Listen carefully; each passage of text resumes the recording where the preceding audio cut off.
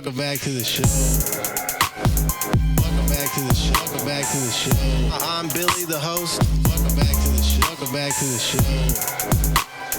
Welcome back to the show. Welcome back to the show. I'm Billy, the host. Welcome back to the show. I'm Billy, the host. We're joined today by producer Trent Ludzack. Hello.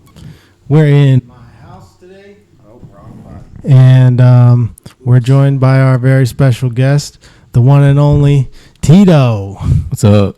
Tito is the drummer of the popular rock and roll band Microwave. Yes, sir. And we're in my house today because I just had a baby. And I was talking about how it was kind of reckless because I don't have any money and I don't have any stability. And I'm constantly doing shows. I mean, the majority of the population is paycheck to paycheck, so. That's how I kind of felt, too. I was like, if drug addicts can have like 10 kids and somehow figure it out, I can do this, you know? I can. Yeah. And most people on their deathbed, they're like, man, I wish I'd hung out with my family longer, you know? So I feel like chasing money is, you know, it's tight, but you don't want to. I don't. They as somebody who does like the entertainment, like show business type of deal, like they say do what you love and the money follows or whatever. Yeah. It's like, but I found that most people who say that have never really tried to do. They're lying what they're passionate about. Yeah, they're full of. Or you just do it long enough. I do feel there might be a chance. There's more of a chance the longer you do it. Yeah. Oh yeah, definitely. It's a marathon. It's a war of attrition, right? Yeah. When you guys started Microwave, did you kind of know already like this is gonna be big, like this is gonna be important? At least locally. Outside of that, I didn't expect much. I don't know. At least in the beginning, you know. Yeah. Because you've been in other bands before, right? Yeah, I played in Some Mistakes and Have You Seen My Ghost? Yeah. Dude, Have You Seen My Ghost? That's like one of the first bands I ever saw. Yeah. I was supposed to get Jennings on the show, too. So. Jennings, get on the show. Dude, he's supposed to come this month. I talked to him, and that'll be fun. That was kind of like my introduction. And now that Swayze is gone, man, I feel like I even try to tell my comedy friends, I'm like, you have no idea what used to go on at this place. And it's like, you can't even describe it. No, I felt so much joy. Like when you asked me of like, I was going through all the memories of like Swayze's. I just felt, and all the people I've met too, I felt so happy to experience all that. Yeah, that was like, it was a place for me where I could go and feel like, not even that I fit in, but like I didn't have to fit in. You can be like a crazy, eccentric weirdo. Yeah. And it's like, maybe you fit in, maybe you don't, but it doesn't really matter here. Yeah. And that's what I liked about it. And I was thinking about Nick Novak. I don't know if you remember. I remember Nick, yeah. He played in Have You Seen My Ghost? I was a kid back then, though, man. But I don't think Microwave would have been a band without Nick. Okay. Because I met Nathan through Nick Novak. Okay, yeah. Yeah. Did Nick ever contribute any like songwriting wise to Have You Seen My Ghost? To Microwave? No, we were just friends. It was weird because I grew up religiously. We all grew up religiously, I think. But I think Nick was more of like an atheist, and then Nathan was like Mormon at the time. I remember he's. And then I was just kind of like open Christian. Yeah. Or I was just very open-minded. But remember all the Christian metalcore bands? Is that something that has been lost to time? Like the. What do you mean? I can't remember any names specifically, but like. There's definitely a lot of influence. What was the band from Douglasville? Norma the Chariot? Jean? Yeah, the Chariot, Norma Jean. After those bands got popular, like it was just like every other band was a da-da-da. There was definitely some influence in Microwave, I feel like. Nathan loves As Cities Burn. Okay, yeah. Yeah, man. And the Chariot. I feel like you don't see that as much anymore. And churches used to throw shows all the time. What was the one in I can't remember all The one, there's a bunch of them, and like Gwinnett and stuff. the one that we let's see, there was The Path. That one didn't last too long. Yeah. And then there was His Rock. We used to always get in trouble at His Rock because we'd be That drinking. place sucked. Well, it was totally illegal too. He Yeah. was like not supposed to have shows there, but he was technically getting away with it by saying it was a music store. Yeah. And the shows were like recitals or whatever. Yeah. And it's like, dude, this is a bunch of like 25-year-old dudes drinking beer in the parking lot. This is not a recital. Yeah.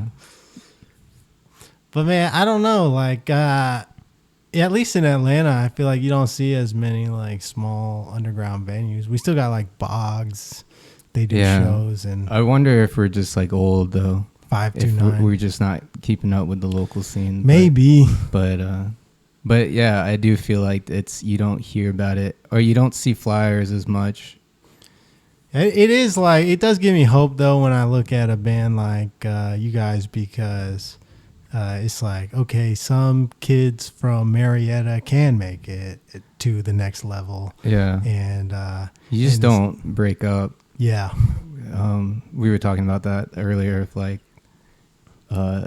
where some people just don't make it, and I feel like you just don't break up even when you want to quit. Yeah. You know? It's a war of attrition. It's just how long can you last? And comedy is the same way too, because like so many.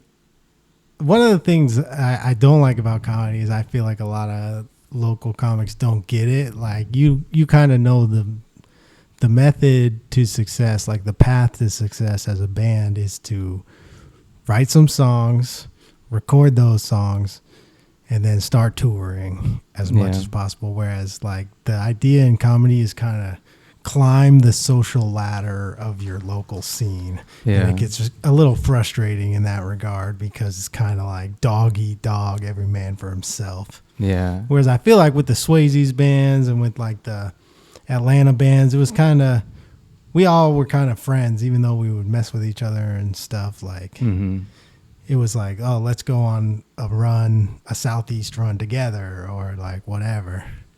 Let's put on a show together, and that'll help both bands. Yeah. Whereas in comedy, it's kind of like, I'm going to get to the top and I'm going to climb over everybody. Yeah. I feel that. So it's definitely like one of those things where you just have to last as long as you can, like longer than everyone else. Do you think it's changed in the last like few years with streaming and like TikTok and? Yeah, good and bad, because it used to be, I think, if you wanted to access stand-up comedy, you had to go to your local comedy club or your local brewery's comedy night, whereas now you can just pull up Matt Rife and scroll through like 200 hours of crowd work if you want to. And you can't blame anybody for that. You either have to adapt or get buried, right? Or you can still be funny enough to not need the social media. Like, I don't know if I could do DIY again, like touring, and I don't know if I could do that again and be in pain. I still do it a little bit with comedy, but I think it's a little easier now because I'm by myself for the most part. Yeah, I think that's a little different. And I don't have to rely on 4 other dudes' schedules and what they want to do. It's just whatever I want to do. I feel that. So that it does kind of suck though. I'd say I'm still at the DIY level, even though I'm hosting and featuring and stuff like that. Mm-hmm. It's like $40 here and there. Yeah. It's not bad. Yeah, it's all right. It's better than what I was doing in music, which was like $40 here and there that all goes into the van fund. And the van breaks down every tour, so that's like $500 for a new radiator hose or whatever it is. Yeah, that sucks. Do you guys have a van? We just sold our van. We've been renting because we realized that it's better. Right. And you don't have to really worry about breaking down. If it does break down, they'll fix it. And this tour coming up, we're going to do a bandwagon. Nice. That's like because the drives are so far. We physically couldn't do it. Is that the bus or is it like a RV? It's less than a bus. Okay. It's less than a RV. Oh, I don't know. It's a short bus. It's a short van. bus. It's a van with some modifications. Yeah. Is what you're saying. Okay. It's like what people would do on Warped Tour. We rented the Sprinter van for a couple tours after our van just like couldn't make it anymore. We were such idiots, dude. We bought a 1988 van for $1,800 cash because that was what we had. Yeah. Like, everyone pulled all the cash out of their bank account. Yeah, we bought a 2000 Ford, and it was like sitting in a shop for like 15 years, not even being used. And we were like, hell yeah. But like, it just think about a van not being used for 15 years. It's going to be fucked up. Rusting away. All the fluids have settled. Like it wasn't like, it was like, oh my God, this looks brand new. But then no, it was. But you make it up. work, man, I guess. Yeah. And, dude, but renting the Sprinter van, that was the way to go, man. Yeah. It was like night and day difference. Just not having the anxiety of like, Oh yeah, nice AC too. what catastrophe is going to happen next. Yeah, That, yeah. less shaking when you go over 80. Dude, one time our drive shaft fell off of the van while we were driving. And it was like we were on our way back home. We had already made it all the way like northeast and back. And we were coming back from Savannah. And the van started like violently shaking. And then I saw sparks flying out the back. Wow. And we coasted into a rest stop, like so lucky. Wow. And then we looked under the van. I was like, dude, the drive shaft is gone. That's crazy. So then we walked back down the highway on the side of the road to find the drive shaft. We found it and we took that to the mechanic. And they were like, it's a good thing you found this because there's no way we could have got one for this van. Yeah. Have y'all had any like super catastrophic stories? I can't remember specific stories. I just remember it being. We usually got it fixed within a day. Yeah. There was one time we had to cancel a show. I wasn't sure if that's like Nathan being sick or was the van being broke down. Yeah, we usually got it fixed within a day, so it wasn't like crazy. Dude, one time the mechanic told us he couldn't do it for like 2 days, and then he told us all the hotels would be full because we were in the Kentucky where the Noah's Ark exhibit is. There's like a yeah. Oh wait, no, it's like coming a back. Life-size It's coming Noah's back to Ark. me. The van on the story so far, we had to fix it like 3 times. I think we made every show, but it kept breaking down, and it was such a pain, and we were like losing sleep, and yeah, that was really hard. And that was our decision that tour. We were like, all right, we're renting now. Yeah. So sometimes you need that, just like something to break to where it's like, all right, we're done with this. Like, yeah, this doesn't make sense anymore. Yeah. No, I mean, now it's like you just gotta love yourself and treat yourself right, and spend the extra money. You know, you gotta take care of yourself, man. It's like mental health and physical health is the top thing. Mental health in a touring rock band is like, you can get really messed up, man, because you're not living in reality. Oh yeah, there is the coming home and like, oh God, it's so hard to come home from tour. I always loved that feeling though of being on tour, because it's like when you're in the van and you're playing shows every night, the only thing you have to worry about is like get up and make it to the next show. Yeah. And don't get too drunk or arrested, or don't die. Don't jump off a cliff or get stabbed by a meth head or something like that. Like, and that's all you have to worry about. Yeah. And playing your shit right. And so many times, yeah. Well, I said don't get too drunk. Yeah. Now, one time I got too drunk in Conyers at a bar, and I couldn't feel my feet, and I totally fucked up. Dude, I used to drink a lot. I haven't had a drink in almost 7 years now. And one time I got blackout drunk before the show started, because I remembered we were in Massachusetts, and I had like $4 on me. So I was like, well, I can get Taco Bell or I can get blackout drunk for $4. So I decided to get blackout drunk. Wait, how did you get blackout drunk with $4? Back then, if you bought 2 of the Steel Reserves, Oh yeah. Okay.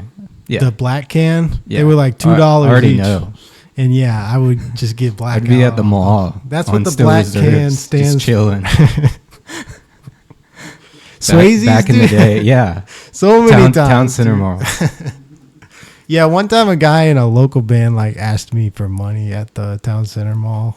He was like walking around. He was like, "Hey man, I'm in a band. We're on tour. We just need some gas money." I was like, "I know you, man. You live right down the street from Yeah. here. You're not on tour right now." Damn. Corey used to work at the PacSun at the mall. Yeah. I No, think- I remember seeing him. Met a lot of people that way. We were like Yeah. the perfect local band, but we could just not. We were too rowdy to make it to that next level, I think. Yeah. But yeah, that night. I don't know why that was a thing to go to the mall and hang out. It used to be though mall core. All the scene kids would hang out at the mall, so you would go give them flyers to the show and stuff. Yeah. we could that's always true. get I kids remember out to doing that. Swayze's. But I mostly just drank and chilled at the mall for no reason. That's mall core, and man. then I'll go to the buffet, I think it's just because people are there. Pacific Buffet or whatever it's called. Right? Oh, Pacific. Yeah. Oh yeah. I Okay. gotta eat that sushi. Yeah, with the sushi. I remember, dude, we used to joke about the dumpster at Dunkin' Donuts in Yeah. the Cosmos Fitness parking lot. We used Yeah. to live right over there Hell behind yeah. that off of like Trickham Road. Yeah. And we would always make that like comment as we passed by. My wife was in one of y'all's music videos. Yeah. Yeah. I think Trash Stains? Yeah. Yeah. Yeah. Yeah. Wow, that was so long ago. Yeah, a long time I ago. shaved my head the first time that day. Really? Yeah. I feel like you've been bald as long as I've known you. Yeah. In that video, I mean, it probably just looks like not tanned at all. Just like a white head. It looks a little pale. But you guys were still kind of a local band back then. Yeah, yeah. It was definitely a DIY music video. Yeah, that's one of my credits. I put that on my comedy resume. I say my wife was in a microwave music video. Hell yeah. And then I say I toured with Bert Kreischer. Respect. And I say I played Warped Tour, you know. I don't say it was the Ernie Ball Battle of the Band stage, but I played Warped Tour. Yeah. How many dates? Or is it just one? Just the, you remember they used to do the Ernie Ball? I remember Like Mike, right? Yeah. Yeah. Y'all won something, didn't y'all? Yeah, we didn't even like promote that. We always signed up. It was like a Warped Tour contest, like vote for your favorite local band. Yeah.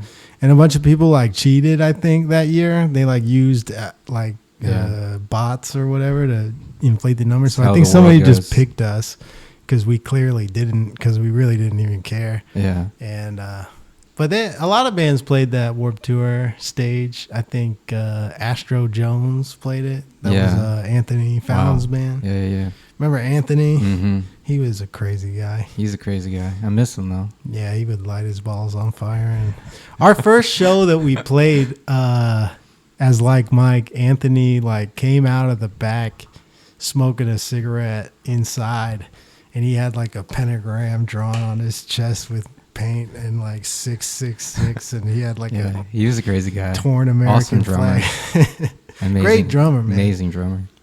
There were so many bands I felt like deserved to make it to the next level around Kelsey that time. Grammer. Kelsey Grammer for sure. That's one of my favorite bands. Yeah. Period. Like they're on every like rock kind of pop punk playlist. It's never too late. that I make. That's true. Everything's going viral now. But I feel like, Like Mark. Super Heaven just went viral. True. If American football can do it, anybody. I wonder if like someone just like posted a video of Kelsey Grammer and go viral. on Like, TikTok or something. Those recordings are great. Those songs are great. There's nothing better, man. I would love to see that for sure. Yeah. Because I've always said that's like the most underrated band. Yeah. There's a guy. Did you guys ever play with Quinn Sakala or any of those guys? I don't know. Turn Fort. No, They're like Myrtle Beach.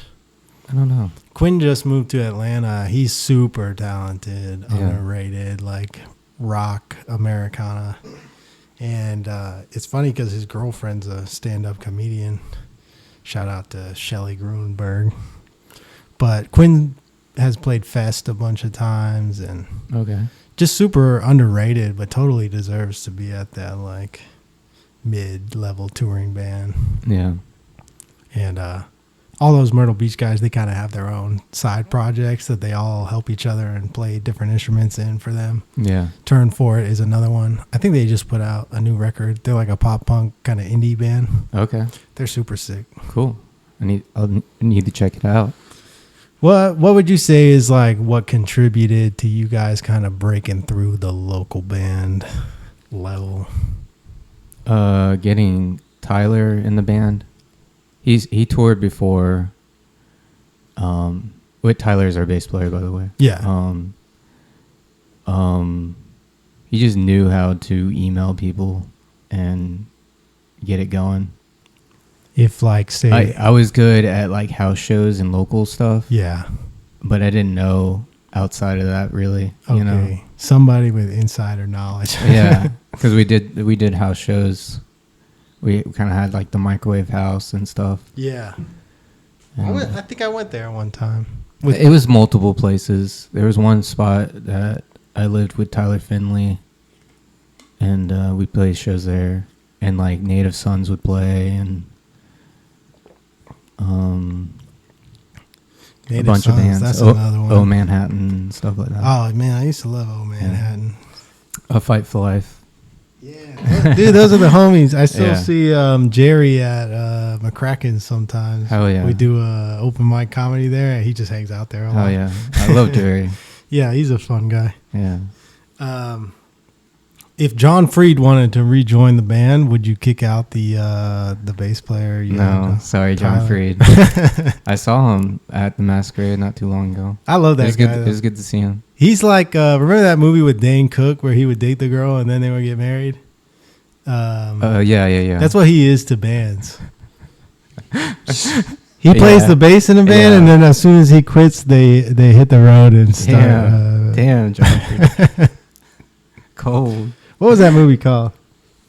Bro, I just can't get over how like wildly unspecific that description of a movie was. Dane Cook was in it. Yeah, that movie with Everyone Dane, knows. That movie with Dane Cook where he meets a girl and they go on a date and then get married. No. You They know that don't one? get married to him. They get married to somebody else after he goes on a date. Oh with them. fuck, what's that movie? It's the one with the blonde, right, or something? Yeah. I can't remember. It was real stupid. I But know that. speaking Yeah. of Dane Cook, though, like, so his brother stole all his money. I didn't I know don't about know. that until like literally a month ago or something. I don't know the whole story, but I'm not that familiar with it. Yeah. I don't really follow like drama because I feel like it's just like yeah. Well, I don't know what happened to him. I guess his brother just stole all his money. Do you remember what? Good did you- luck, Chuck. That's it. Good luck, Chuck. Good luck, Chuck. Good luck, John Freed. Yeah. He joins Yeah. the band and then they get big Sorry, John Freed. once he quits. We should get him into podcasting. Yeah, I think Joey McMission also played a show on bass, Okay. or one practice maybe. I think I saw his band was on like a flyer with some band. Foxhound. Yeah. Yeah. No, they're Fox doing good. Wound, Foxwound. maybe? Yeah. Sorry. What's the coolest band you guys have played with? Because now you guys have played with some of the bands I That's so hard. couldn't even dream of touring with, like The Story So Far. And I 4 do. Years I do Strong. like Drug Church. Oh hell yeah, Um. that's crazy. I didn't even know that one. Yeah. I don't know. There's a lot.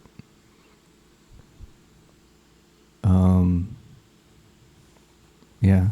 Our That's the only one that's coming to me right now. Drug Church is sick though. Yeah. Our claim to fame was like we played with Cute Is What We Aim For at the Masquerade one time. Nice. It's like that got us like Hell yeah. brownie points. Yeah. But I tend to like music that's not popular. yeah. Well, when I was in middle school, dude, like I was listening to like The Story So Far and 4 Years Strong. Yeah. Like No, Well, yeah, me too. But I guess by the time it got to that, it wasn't as like more into that. Yeah. I'm not. I tend to don't really be into pop punk and stuff. Yeah, I've It kind was cool of. to like experience it and be like, wow, I'm literally on tour with the 4 Year Strong. Yeah. But I don't like listen to that kind of music anymore. I found that once I got older, I kind of moved more toward like more just straight punk Yeah, I and I didn't think that Over- was gonna happen because I used to see that happen to like older kids in the scene and stuff. But they Yeah. would start acting like, "Oh, I don't like this band anymore." I got really into like hip hop and like indie rock and just like synthy stuff. Like my side project Smaio is kind of like that. What is it? Like What's it Smaio, called? Smaio. You got music on Spotify and Yeah, stuff. it's streaming everywhere. Okay, check Yeah. it out. Yeah, I just I'm almost finished with it. And I'm about to do another album.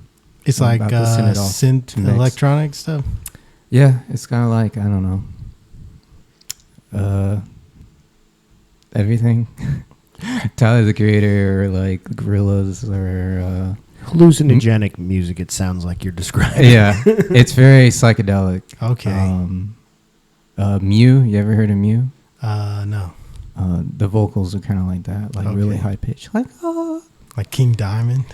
no, it's not like it's not like power metal. It's like more I'm like kidding. beautiful. I've been trying to. I just Not bought. that's not beautiful, because King Diamond is beautiful. I just bought a MIDI keyboard, like a 61 key, Nice. with the pads, Hell yeah. reactive pads, and whatever. Yeah, me too, honestly. So I've been playing around. Well, I'm terrible at it, man. I don't know. I got over the pandemic. I was like, I'm gonna learn piano, and I did.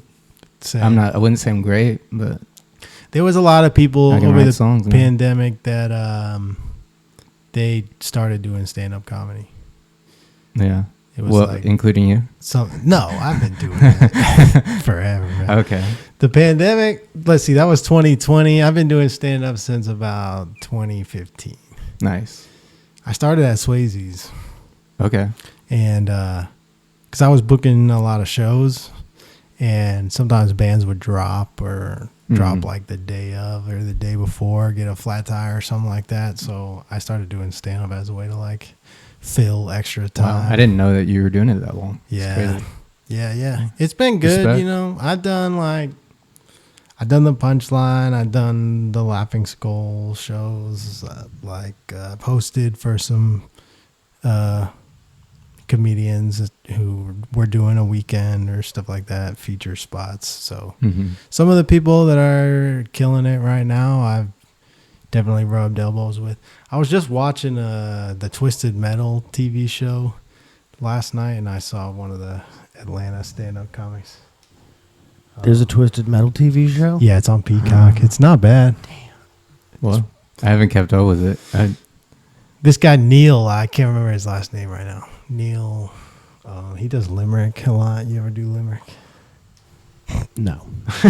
Yeah, I know. Hey, shout out to Neil. I can't remember your last name, but he was in that TV show. I was like, hey, I know that guy. Okay. And that's happened to me a bunch of times since I started doing comedy. One time I was at Cat's Cafe and Chris Tucker dropped in. I've seen Donnell drop. Is that in North Carolina?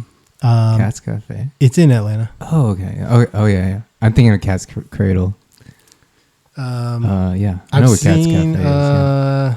Ron White drop in. I've seen Donnell Rawlings drop in. In Atlanta? Yeah. Okay. They're around. Rory Scovel drop in at Smith's Old Bar a lot. Okay. They do a show at 1 a.m. on Saturday nights. That's cool. Yeah. There's a lot of similarities with comedy and music. Like Mhm. it's a lot of shows. It's a lot of just hanging out at shows. Yeah. A lot of people. What's the guy with the mullet? Theo Vaughn. Oh yeah, I relate to him a lot. He's blowing up right now. Yeah, Too. Like he gets so deep, and I'm like, dude, I feel you, man. yeah.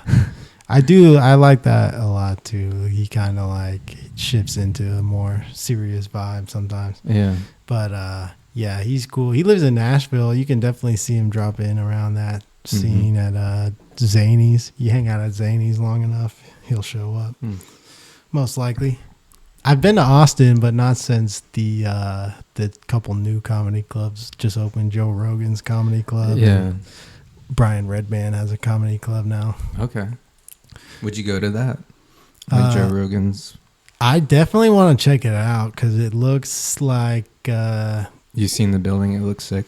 I watched like the drone video. They had a thing where a drone starts from the outside and flies around the whole theater. They got like a big room and a small room. Mm-hmm. And yeah, it looks super nice. That's cool. It looks like what they described it was going to be, which is like a comedy club with comics in mind, like what comics like and don't like and stuff. Yeah.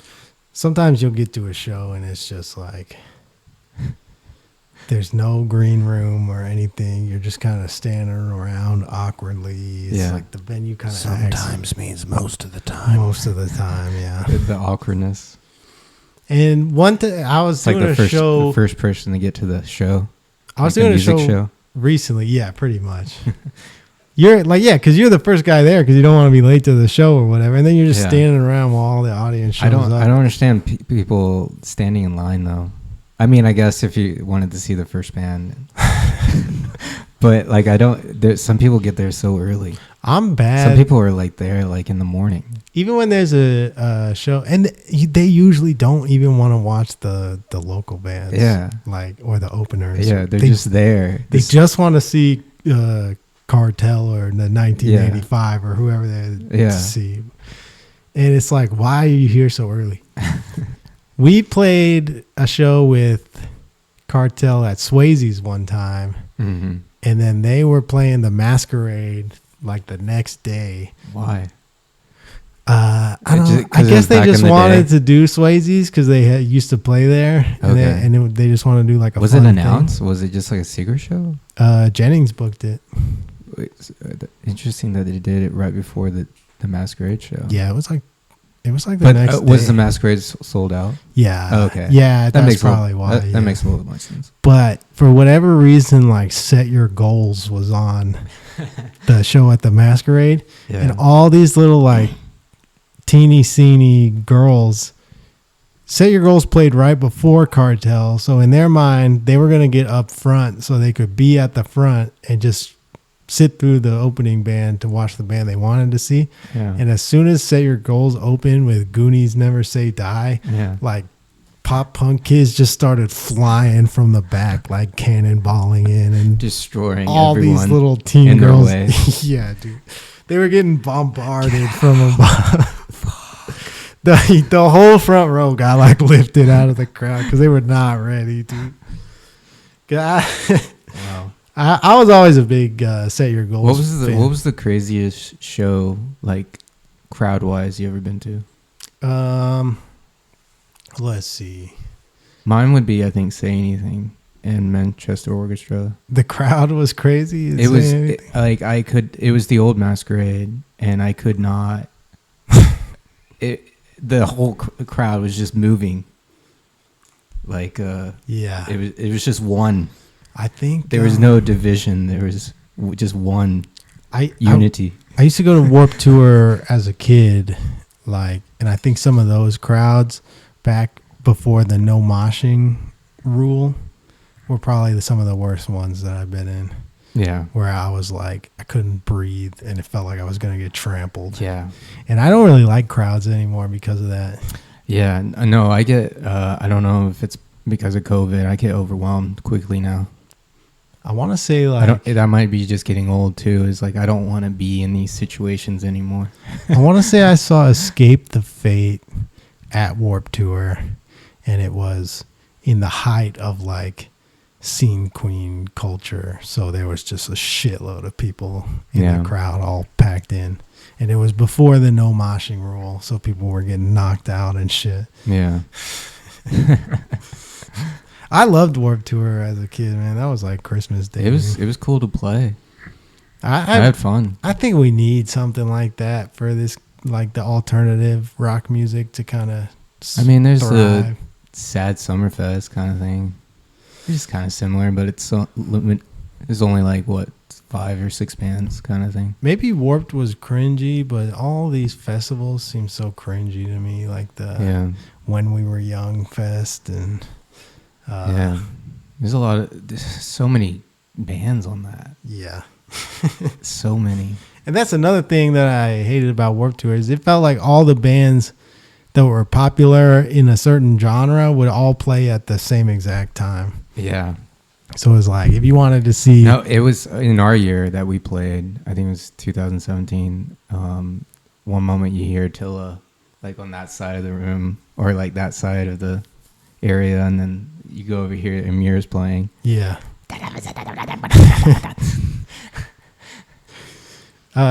Dude, I love Attila too. Remember, I mean, Attila used to get hated on so much, but that band was awesome. Yeah, they're sick.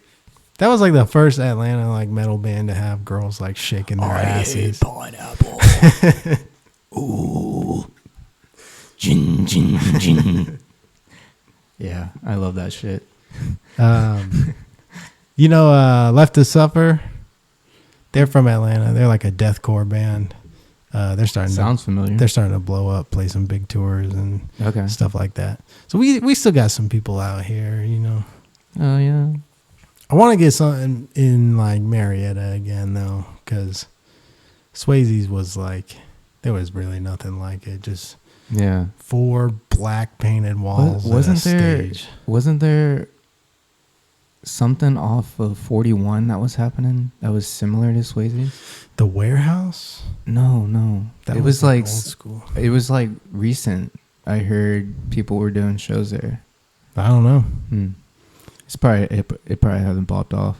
Yeah, I know ITP. There's a new spot. It's called like I think Boggs. Our photographer Cameron was playing there. Okay. Suitor. It might have been Boggs, but that's kind of in the city. Yeah, I wasn't sure where it was. It's like a smaller kind of dive club type of deal. Okay. In comedy, you can do a lot in the city. Like you don't really have to go far to get spots in. You can do, if you want to do open mics, you could probably get 4 in one night, like 5-minute spots, 3-minute spots. It takes so long. Like I live in East Point. It takes so long to get here. Okay. I mean, rush hour for sure. Yes.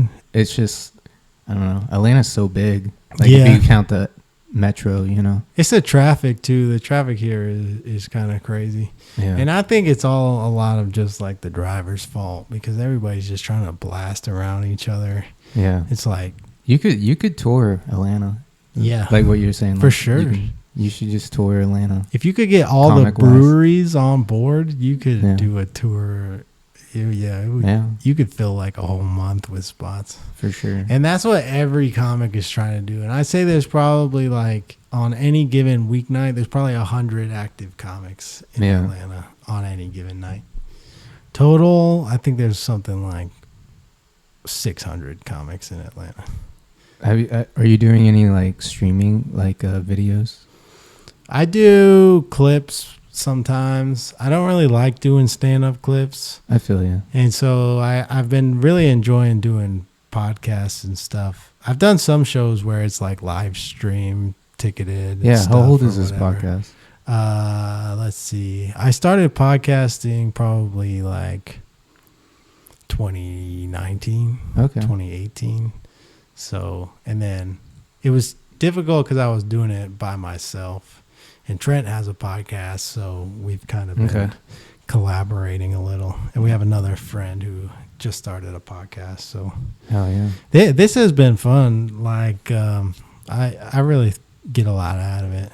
No, yeah, thanks for inviting me. I had one friend on one time who was a comedian, and he ran a show, and then he passed away a couple of years ago. Damn. But I had like the whole origin story of his comedy and the show, and it was one of my favorite shows. So I was like, this is something really special that I didn't know was going to mean so much to me at the time. Yeah. And having you on the show, so just like cool moments have happened just by sticking with it and not giving up. It's a pleasure to be here, man.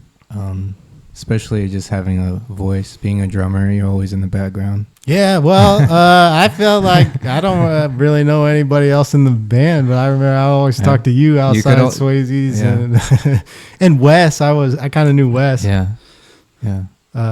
Just because he was dating one of my friends for a little while. Okay. But nice. But but I was like, this is an Atlanta local band, and kind of the idea with this show was I want to merge the music scene and the comedy scene because I'm kind of in both, even though I'm not in a band right now or whatever. I was in a band and I still fill in for people. It's never too every late. now and then. Yeah, I've been having fun. I'm like I was learning piano and I'm still cracking away at that. I'm not good, but I can play like chords now. Yeah, same deal. That's pretty much where I am. I got a keyboard during That's all the you pandemic. need. You just put it in MIDI and make a song. Did you just hack away at it, or did you use any like lesson software? I usually work in FL Studio. Okay. Which is just simple. Yeah. I don't know. I just learned that way, but I can do a little Logic and. I was just doing like there's an app called Musician, and it has like guided lessons. I did a few lessons. The guy plays in Mall Bangs. Okay. The keyboardist. So he like gave you private lessons? He gave me a few, and that's sick. I learned a lot from him. I just kept at it, and I use psychedelics as like tools to learn. Okay. So now we're talking. Yeah, I'll microdose, and I'll just try to learn that day. That's what's up. Yeah. I always felt it was kind of more fun to play like guitar and stuff after. Oh yeah. Like a hit of acid. You know? Yeah. It's just like. Music sounds so much better. Goosey, yeah. But you have to listen to it the next day and be like, oh, this sounds like shit. I try not to advocate for drug use on the show, but psychedelics is kind of different. Like they're not harmful. Yeah. Especially mushrooms and LSD, but you never know what you're getting if you buy LSD off the street. I got super into it over the pandemic. I went to Peru twice, once with Nathan, to do ayahuasca. That's what's up. How was that? And it was crazy. Did you? I went back again. So did you have any like enlightening moments? I grew up with a lot of trauma. Okay. Like religious trauma and sexual trauma, and that really helped me out. Yeah, for sure. I definitely think there shouldn't be a stigma as much with psychedelics, and if you had like a controlled environment where you could go see maybe like a therapist and they give you I actually been looking into that LSD or ketamine, the way they do it. It'd be nice to, through my experiences, try to help someone else out, because I've done it enough. I think that I would like to be a facilitator or a shaman or whatever you want to call it. Maybe a shaman's not the right word. But. I don't know what we're waiting for, right? Like the world is changing. I think if you ask most people generally, they agree that like marijuana should be legalized and mushrooms should be legalized, and like most drugs should be just politics. Cocaine should be legalized. Yeah, we get it, Billy. I don't want to go on a rant, but like it's just politics. But aren't the people who are supposed to legalize it the ones who have the White House and the Senate right now? Aren't the ones who said they were going to legalize it the ones who are the boss right now? Yeah. Never mind. They're too busy doing their own cocaine. That's true. I don't keep up with politics.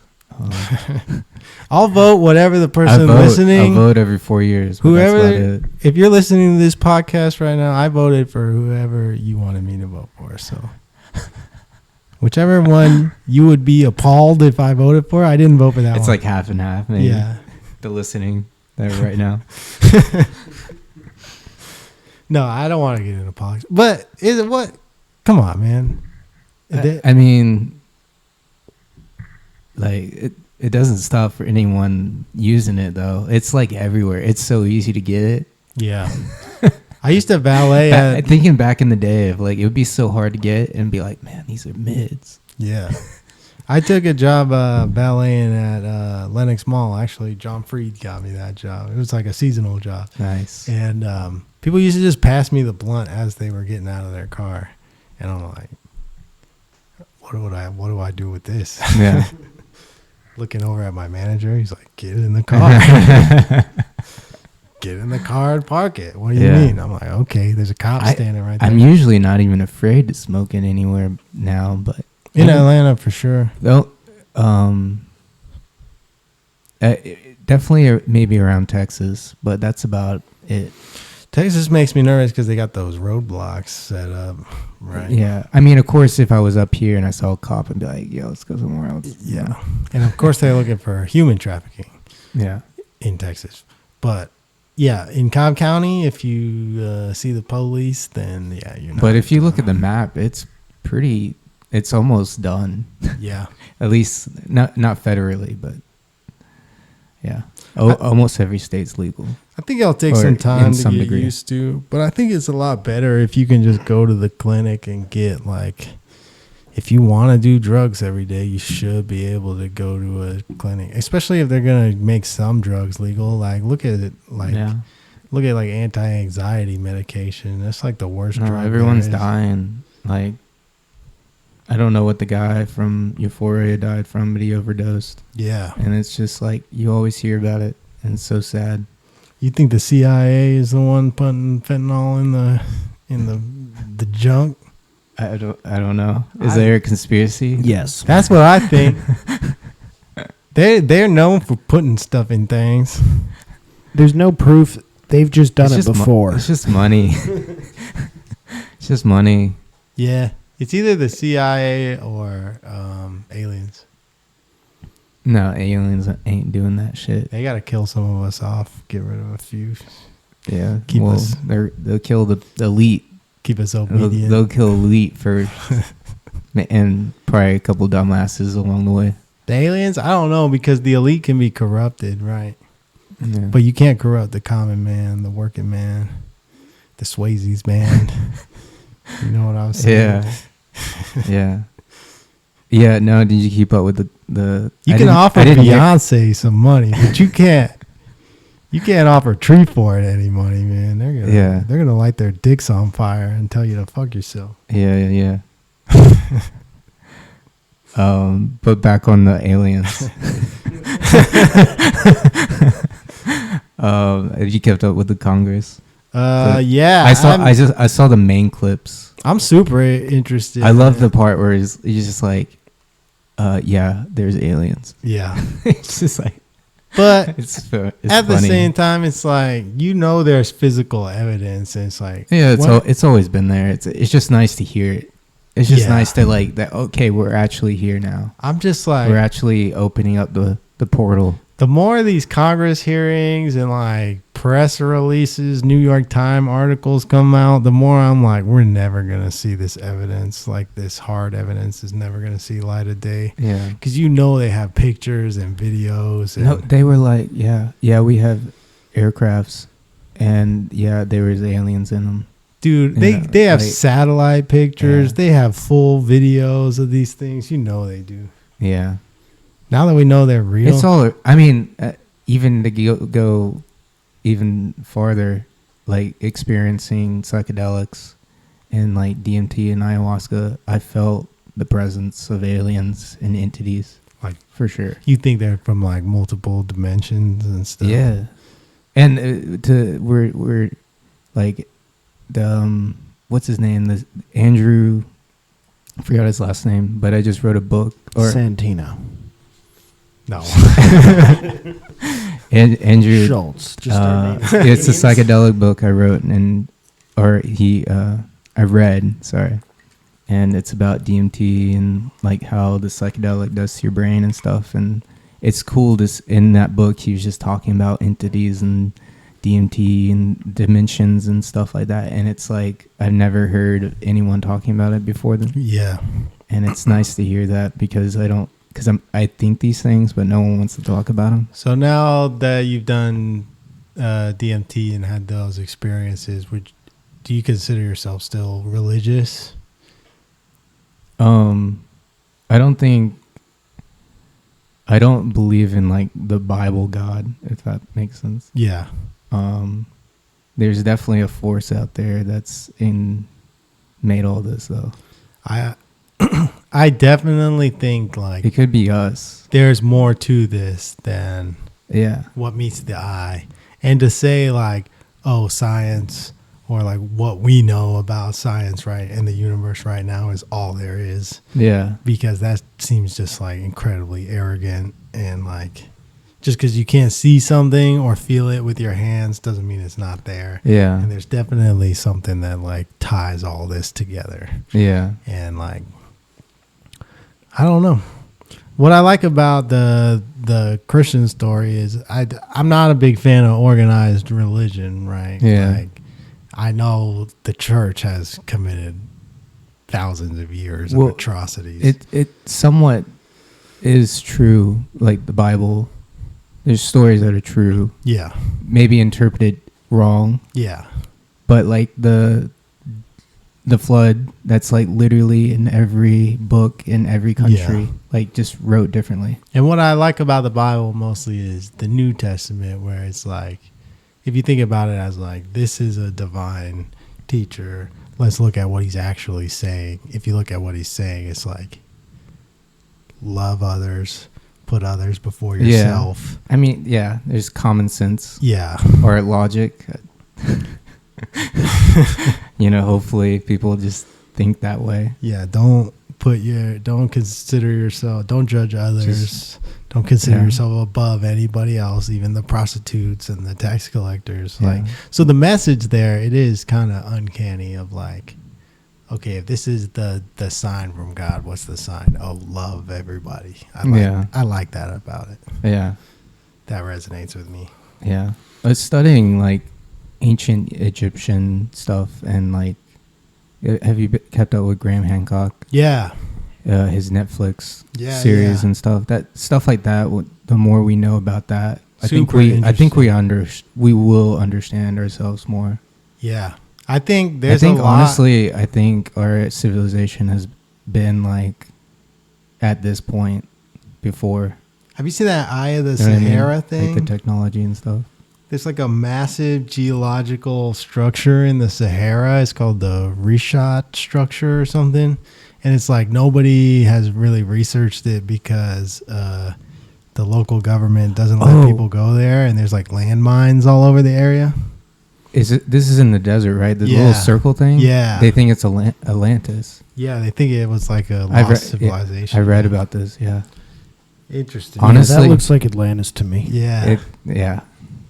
For sure. But like, I don't know, man. It was kind of after all that Congress stuff with the aliens, back to that.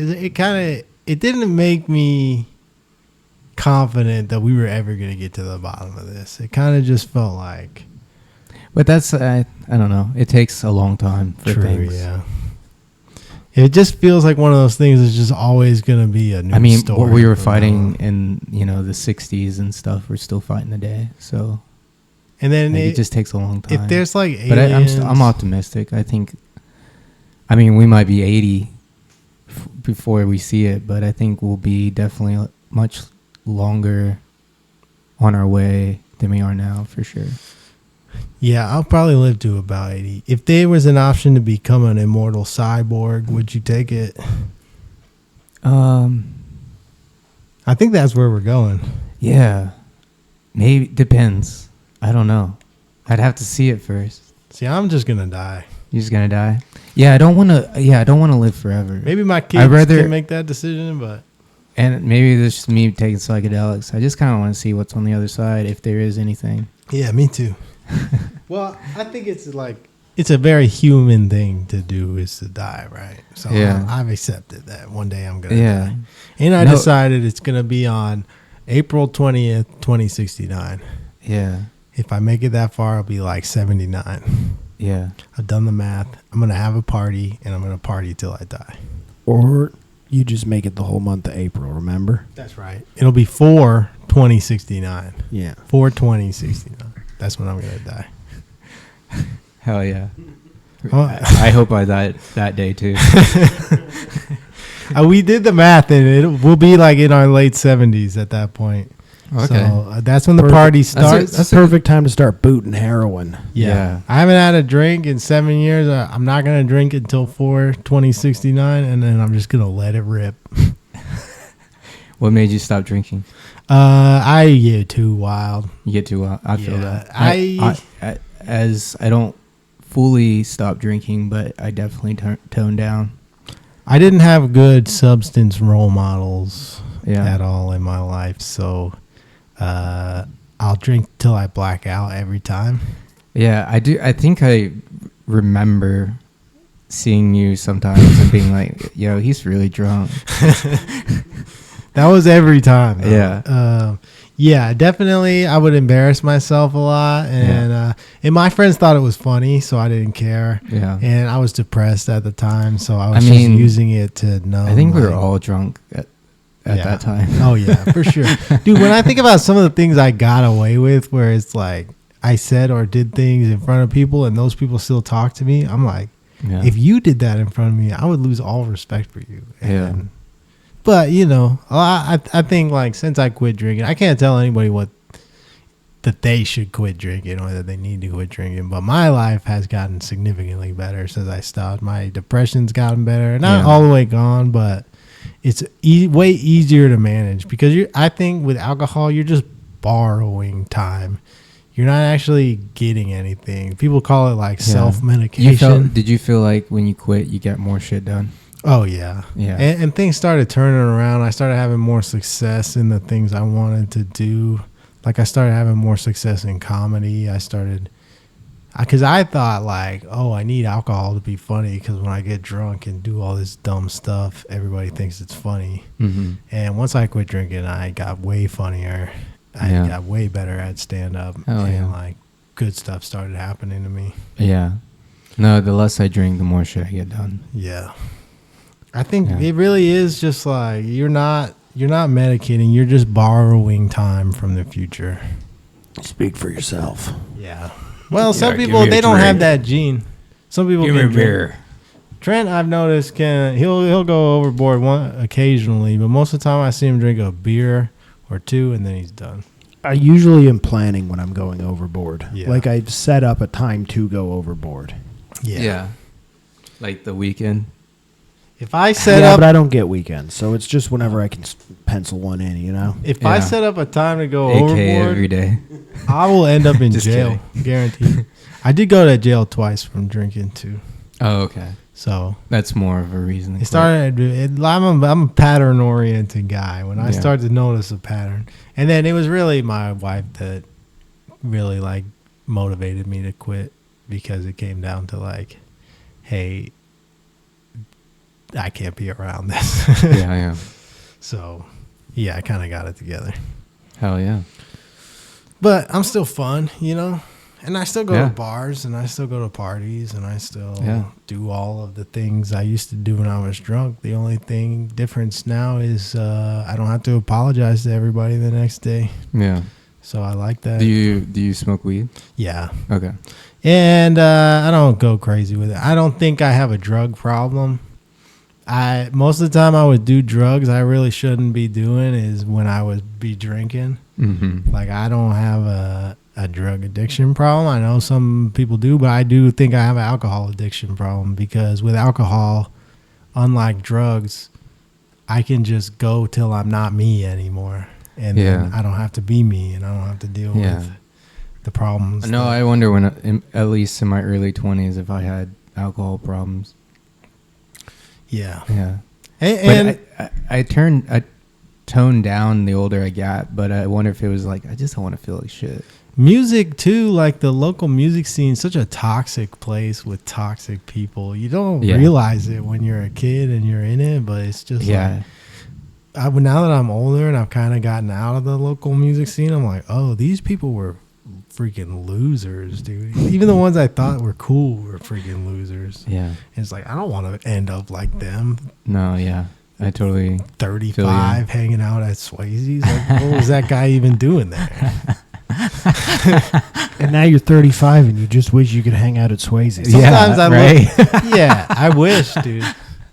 sometimes, like, I think back on the conversations I had with people there that were older that I thought were cool, and I was like, what was that guy even doing there? You Yeah, know?